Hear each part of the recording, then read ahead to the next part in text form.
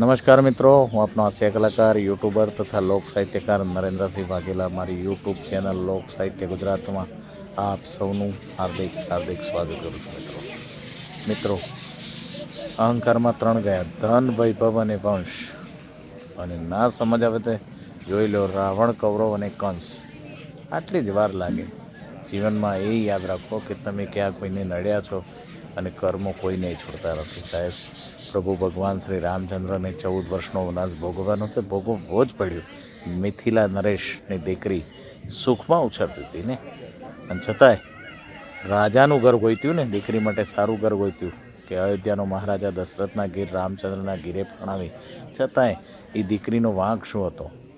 છતાં એને દુઃખ જ ભોગવ્યું છે કે 14 વર્ષનો વનવાસ પૂરો થવા આવે અને તરત પાછું શ્રીલંકામાં જવાનું થાય, વગર પાસપોર્ટના વગર વિઝાએ, અને ત્યાં રોકાવું પડે.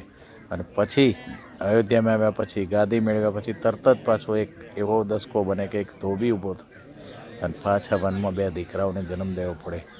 આ આધ્યાત્મ સિવાય કંઈ જ નથી. જય માતાજી.